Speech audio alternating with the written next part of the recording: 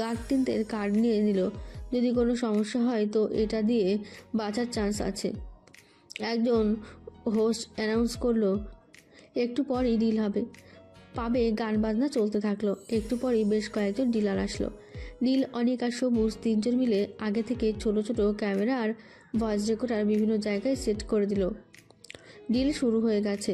সবুজ আড়ালে গিয়ে ফোর্সদের ইনফর্ম করে দিল। মুহূর্তের মধ্যেই রেড লাইট অ্যালার্ম বাজিয়ে দিল। সবাই দৌড়াদৌড়ি করা শুরু করে দিল। প্রান্ত ছুটে বাইরে চলে যাচ্ছিল। নীল দৌড়ে ধরে ফেলল, কিন্তু প্রান্তের হাতে ধারালো নাইফ ছিল। প্রান্ত নাইফ দিয়ে নীলের হাতে আঘাত করে দিল, যার কারণে নীল প্রান্তকে ছেড়ে দিল। প্রান্ত দৌড়ে পালিয়ে গেল, কিন্তু বেশি দূর পালাতে পারল না।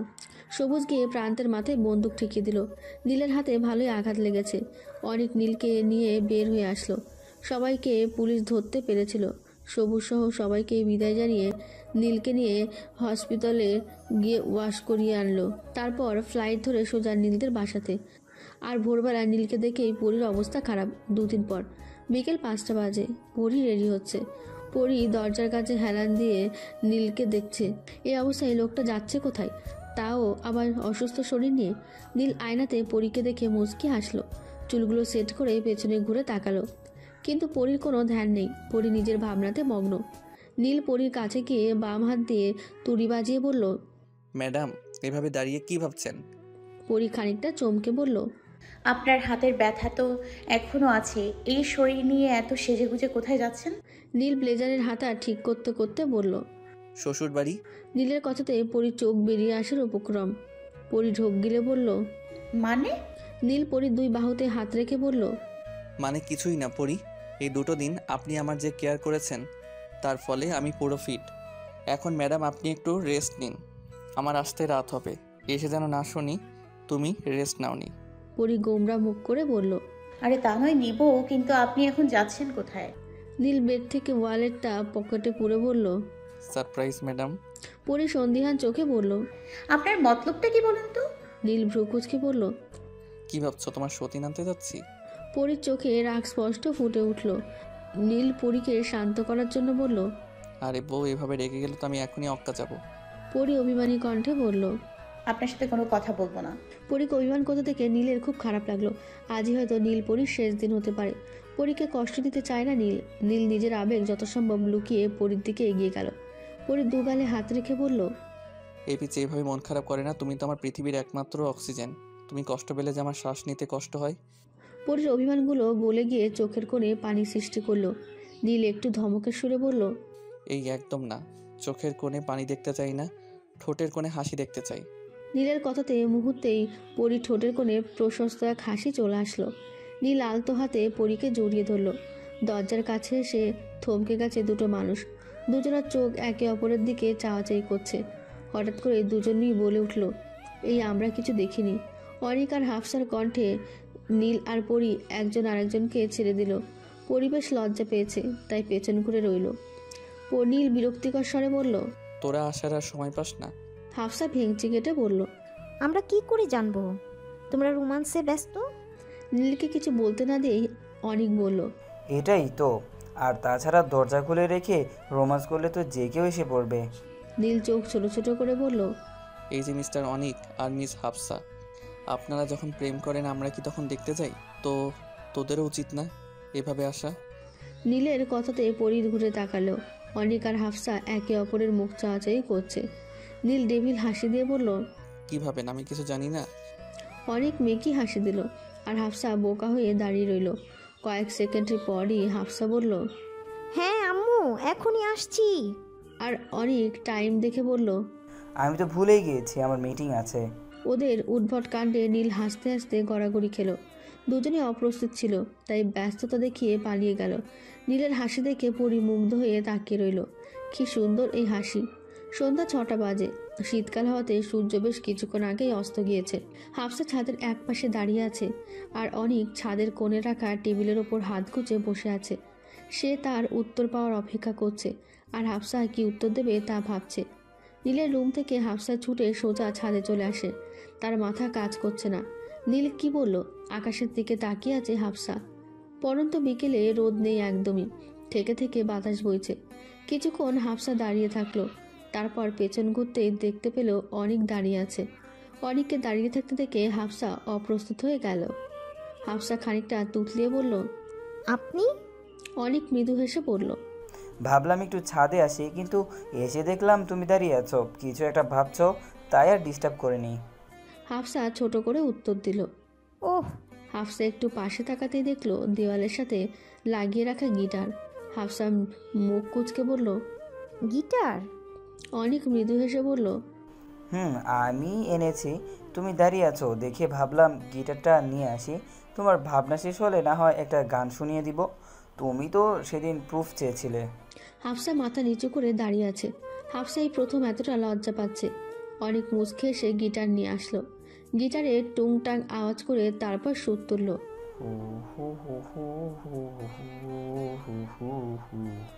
You know you love me, I know you care.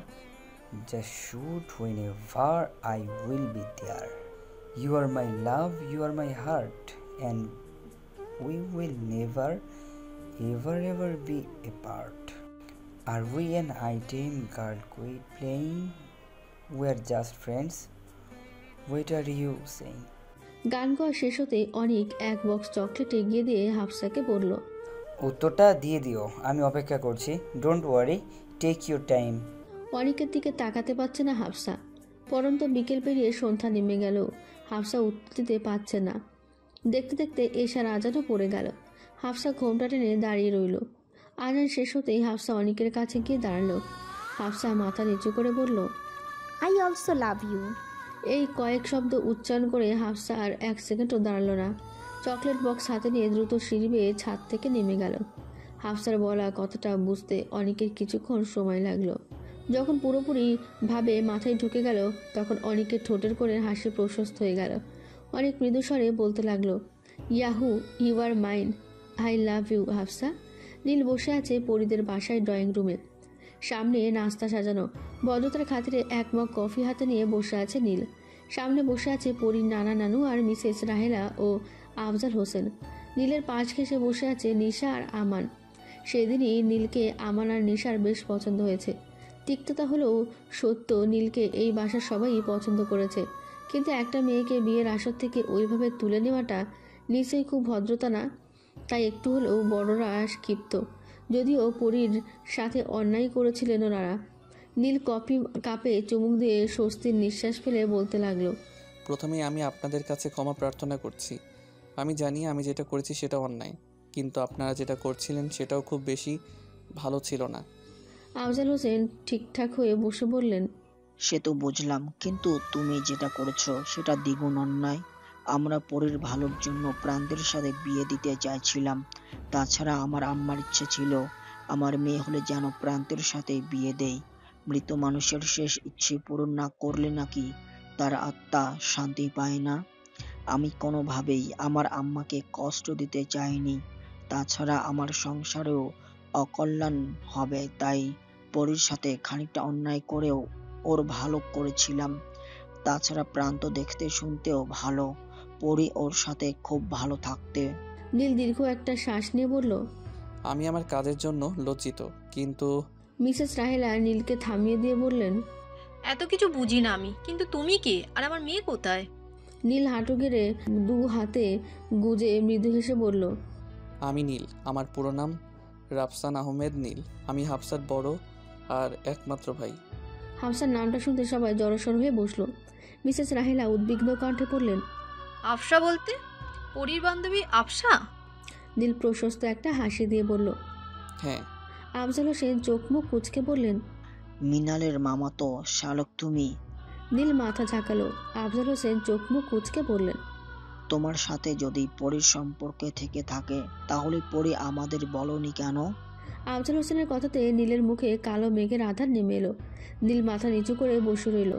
নীলের উত্তর না পেয়ে কিছুক্ষণ পরই মিসেস রাহেলা রক্তিম কণ্ঠে বললেন, কি হলো, বলছো না কেন? নীল মাথা উঁচু করে মলিন হাসলো। তারপর হাতের মুষ্টি শক্ত করে বলল, আমার জন্য আমি দোষী ছিলাম, তার জন্য পরীক্ষা এতটা। নীল আর বলতে পারছিল না, নীলের গলা ধরে আসছিল। নীল শুকনো ঢোক গিলে বলল, এক গ্লাস পানি হবে প্লিজ? নিশা উঠে গিয়ে পানি এনে দিল। নীল এক চুমুকে ঢকঢক করে পানি গিলে নিল। সবাই আগ্রহ নিয়ে বসে আছে শুধুমাত্র নীলের কথা শোনার জন্য। এই মুহূর্তে সবাইকে নীলের কাছে পৃথিবীর শ্রেষ্ঠ মনোযোগী শ্রোতা মনে হচ্ছে। নীল কিছুক্ষণ চুপ করে থেকে বলল, আজ থেকে 7 বছর আগে পরীকে দেখেছিলাম আমার বন্ধুর বোনের বিয়েতে। তখন পরী 6-এ পড়ে। বাচ্চা একটা মেয়েকে দেখতে গুলুমুলু দেখেই ইচ্ছে হচ্ছিল একটু আদর করে দিতে। তাই কিছু মুহূর্ত পরীর দিকে চেয়েছিলাম, কিন্তু বাসায় গিয়ে সেই মুখটা বারবার মনে পড়ছিল। আমার 18 বছরের জীবনে কারোর জন্য ওই রকম অনুভূতি হয়নি, কিন্তু আমি সেই সময়ে সেটাকে পাত্তা দিইনি। তারপর চলে যায় 1 বছর। স্কুলে গিয়েছিলাম, তখনই আবার পরীর দেখা পাই। এক মুহূর্তের জন্য চোখ আটকে গিয়েছিল। নিজেকে সামলে বাসায় চলে আসলেও পরীকে ভুলতে পারিনি আমি। সারা রাত নিজের মনের সাথে যুদ্ধ করে মেনে নিই আমি পিচ্ছি মেয়েটাকে ভালোবাসি। পরদিনই ছুটে আসি স্কুলের কাছে এক মুহূর্ত পরীকে দেখার জন্য। এভাবে আড়ালে লুকিয়ে লুকিয়ে পরীকে দেখে চলে যেতাম। বেশ ভালোই ছিলাম, যদিও মনের অনুভূতিগুলো দিন দিন বাড়ছিল, আর পরীকে পাওয়ার নেশাটাও বাড়ছিল। কেটে যায় আরও 1 বছর। তারপর পরী হঠাৎ একদিন আমায় মেসেজ দেয়। প্রথম দিকে বুঝতে না পারলেও পরবর্তীতে বুঝে যাই এটা পরী, কিন্তু আমি সেটা পরীকে বুঝতে দিইনি। পরী প্রথম থেকে আমায় ঘৃণা করত, কিন্তু আমাকে জানতে গিয়ে ওর পিচ্ছি মনটা হামাতে আবদ্ধ হয়ে যায়। কিন্তু পরী নিজের অনুভূতি কখনোই আমাকে বলেনি, শুধুমাত্র নিজের পরিবারের কথা ভেবে। আর আমি বলিনি পরী বাচ্চা মেয়ে বলে, কিন্তু বুঝিনি আমার জন্যই পরীর জীবনে এত বড় ক্ষতি হবে। সেটা হলো জিএসসি রেজাল্টে। শুধুমাত্র আমাকে নিয়ে ভাবতে গিয়েই ওর রেজাল্টটা বাজে হয়ে যায়। আমি নিজের ইচ্ছেকে বুকে চাপা দিয়ে পরীকে ইগনোর করতে থাকি। পরীর প্রতিটা পোস্ট বুঝিয়ে দিত আমাকে কতটা মিস করত ও, কতটা কষ্ট পেত ও, কিন্তু ওর স্বপ্নকে আমি ভাঙতে চাইনি। বারবার ইগনোর করা সত্ত্বেও মেয়েটা একভাবেই পড়ে থাকতো। যখন নিজেই সহ্য করতে পারতাম না তখন পরীকে রিপ্লাই দিতাম। আমি নিজেই কতটা কষ্ট পেতাম। সেখানে পরী তো বাচ্চা মেয়ে ছিল, তবুও নিজের ভালোবাসাকে তিলে তিলে কষ্ট দিয়েছি। আমি মানতাম কিছু পেতে হলে কিছু ছাড়তে হয়, তাই আমি আমার যুবক বয়সের অনুভূতির কিছুটা স্যাক্রিফাইস করেছি। লাস্ট কয়েক বছর পরীর সাথে একদমই যোগাযোগ বন্ধ করে দিই, চলে যাই লন্ডনে। কিন্তু বুঝে উঠতে পারিনি আমার একটু ভুলের জন্যে পরীকে এত বেশি কষ্ট পেতে হবে। সেই দিন পরীকে ওইভাবে বিয়ে করা ছাড়া আমার উপায় ছিল না। আমি পরীকে বদনাম হতে দিতে পারি না। আর আমি জানতাম পরী আমাকে কতটা ভালোবাসে, তাই অনুমতির প্রয়োজন মনে করিনি। সেই সকল কিছুর জন্য আমি লজ্জিত। আমার সামান্য ভুল পরীকে জীবনে ভয়ঙ্কর এক পরিণতির সম্মুখীন করেছিল। আমি ওকে ভালোবাসি। বড়দের সামনে এই বিষয়টা বলা লজ্জাজনক হলেও আমি বলতে বাধ্য হচ্ছি। আমি পরীর সাথে এক ঘরে থাকি না, আমাদের মাঝে ওই রকম সম্পর্ক গড়ে ওঠেনি। পরিবারকে ছাড়া পরী সুখী নয়, সব কিছু পেয়েও পরী অসম্পূর্ণ। আপনাদের সবাইকে প্রয়োজন। নীলের প্রতিটা কথা সবাই মনোযোগ দিয়ে শুনেছে।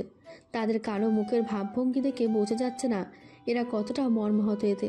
নীল মনে মনে সব রকম পরিস্থিতির জন্য তৈরি হতে লাগলো। আফজাল হোসেন দীর্ঘশ্বাস ফেলে বললেন, সবই ঠিক আছে, কিন্তু তুমি উচিত করনি এইভাবে বিয়ে করে। আমাদের সম্মানের কথা ভাবা উচিত ছিল। নীল মলিন হেসে বলল, আমি লজ্জিত, কিন্তু ওই মুহূর্তে আমার কাছে কোনো অপশন ছিল না। আমি আপনাদের সাথে মিসবিহেভ করেছি, তার জন্য আমি শাস্তি নিতেও প্রস্তুত। তখন যদি পরীক্ষা ছেড়ে দিতাম তাহলে আজ আপনারা দ্বিগুণ আগুনে দগ্ধ হতেন। নীলের কথার মানে কেউ বুঝতে পারল না। মিসেস রাহেলা মৃদু কণ্ঠে বলল, মানে?